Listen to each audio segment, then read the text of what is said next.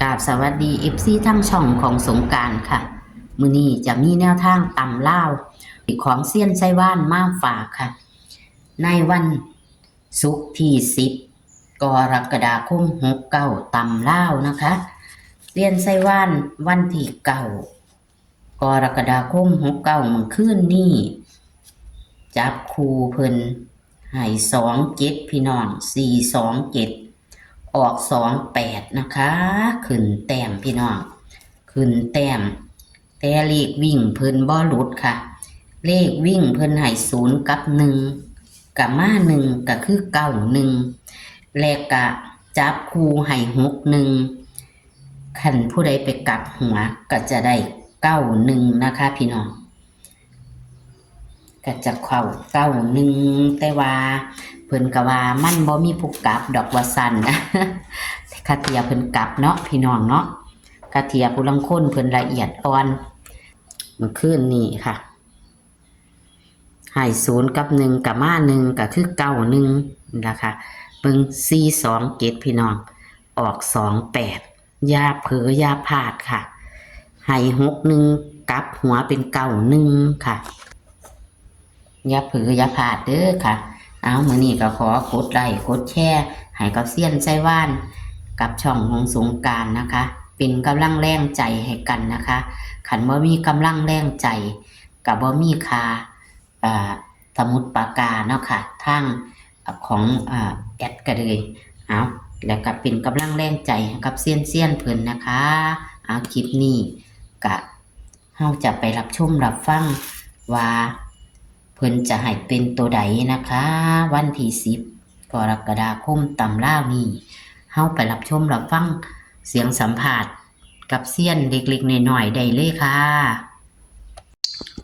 ฮัลโหลสวัสดีค่ะเอาค่ะของเจ้ามันขึ้นนี่โอ้2 กิจแต่เสียดายแท้ออก28ขึ้นแต้ม427แต่ว่ากับเขา1อยู่เลขวิ่งเนาะเขาอยู่เลขวิ่งเขา1ให้61กลับหัวเอาบ่เนาะพี่น้องไม่เขาไม่รับเราให้6กับ9เป็นตัวเดียวกันค่ะเอาเลขตำราวเฮาคือเก่าเนาะค่ะตำราวอ้าวบัดนี้เริ่มได้วิ่งนี่ครับไม่ยังก่อนค่ะ1 กับ 2 1แล้ว2จับคู่เป็น61 62แต่ตัวที่ตัว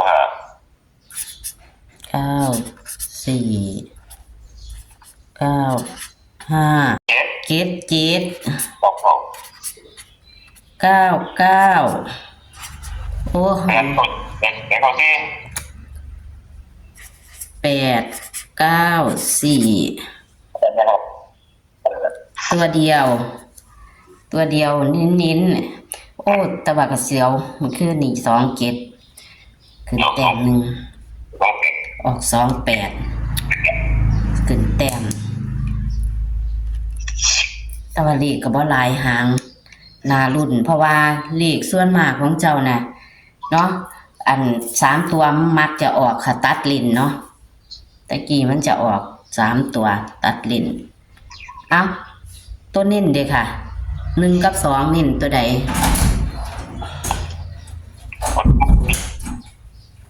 ฮะโอ้ยโทรศัพท์ข่อยก็เสียงขาดนี่ก็ข่อยสิได้ถามอีกนี่มันเป็นน้ำหยังล่ะเสียงขาดให้หายใช่มันแล้วบัดนี้เลข2ตัวดิ2ตัวเน้นตัวไหนก็4 ก็5ไหมครับ94 95 มื้อนี้เพราะว่ามันก็บ่แน่มันก็บาเทอละมื้อมันก็มาเป่าคือว่าล่ะว่า ธรรมดามันแบบตรงกับพวกนี้เป็นยุคตรงธรรมดา เจ้าให้ไว้อยู่7799นี่มากก็คือ มาตำโหลดปาแต่อย่าไปตัวอื่นเนาะ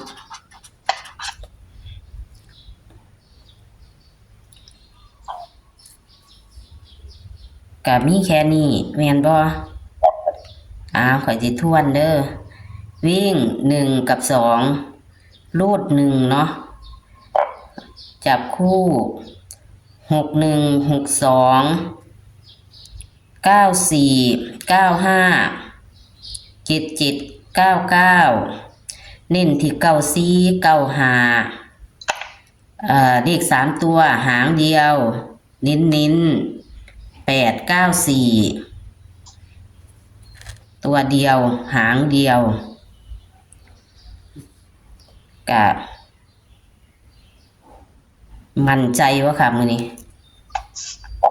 ไม่ขนาดบ้างคนข้างล่างหรือไม่เนี่ย มั่นใจทั้งบนทั้งล่างค่ะขอให้มาค่ะขอให้มาขอบคุณที่ให้แนวทางค่ะค่ะ สวัสดีค่ะ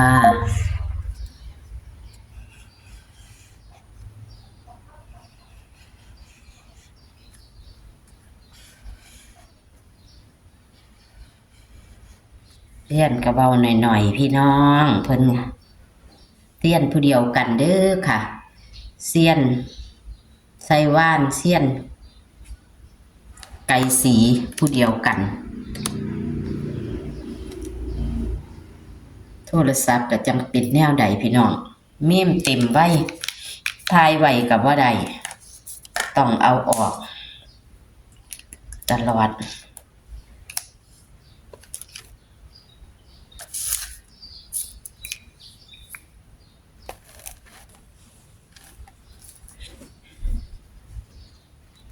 มันคืนนี่นะคะ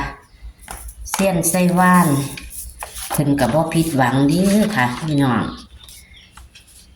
คืนเพิ่นกะบ่ผิดหวังหยังเลขวิ่งเพิ่นเข้าคือเก่าเลขวิ่งเพิ่นเข้าคือเก่าแต่ว่าเพิ่นให้61ถ้าพี่น้องไปพลิกแพงเอากลับหัวก็จะเข้า91ตรงๆเด้อค่ะพี่น้องแต่ว่าเสียวถ้าเพิ่นจับให้2เกตนี่ล่ะ42เกตนี่ล่ะออก28ขึ้นแต้มพี่น้องเพราะว่าเลข3ตัวเพิ่นนี่มักจะตัดลิ้นมักจะเข้าแต่ว่าอันจับให้นี่ก็บ่เข้านะคะเพิ่งจะบ่เอาบ่เอาน้ำเพิ่น2มื้อนะคะมื้อคืนมาเอากับเพิ่นเลขเข้าตาเลขวิ่งนี่ค่ะมึงเนี่ยค่ะ42เก็บพี่น้องออก28ตาเก้าตัดลิ้นของเพิ่นมันจะเข้าดีนี่ค่ะเพิ่นให้วิ่ง0กับ1กับมา1คือ91นะคะเพิ่นจับคู่61ถ้าผู้ใดกลับหัวก็จะเข้า91ตรงๆเด้อค่ะแต่เพิ่นก็ว่าบ่เข้านั่นล่ะพี่น้องมื้อนี้วันที่10กรกฎาคม69นะคะตำลาวกับเซียนไซว่านแคปหน้าจอค่ะพี่น้องเพิ่นวิ่ง1กับ2ให้รูด1เด้อค่ะรูด1จับคู่มี61 62 94 95 77 99เพิ่นว่ามื้อนี้อาจจะมาเป่าเพิ่นมั่นใจทั้งบนทั้งล่างเด้อพี่น้องมื้อนี้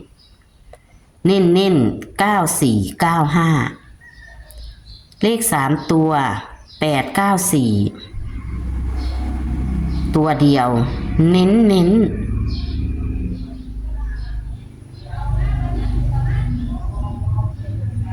ค่ะ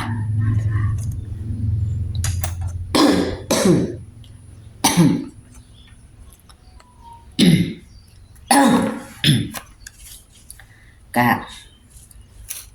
ทั้งหมดทั้งมวลกะมีแค่นี้ค่ะตำเล่าวันที่10กรกฎาคม69เพิ่นว่ามื้อนี้เข้าทั้งบนทั้งล่างแท้ๆว่าซั่นพี่น้องเอาแต่ก็อย่าเผลออย่าพลาดนะคะ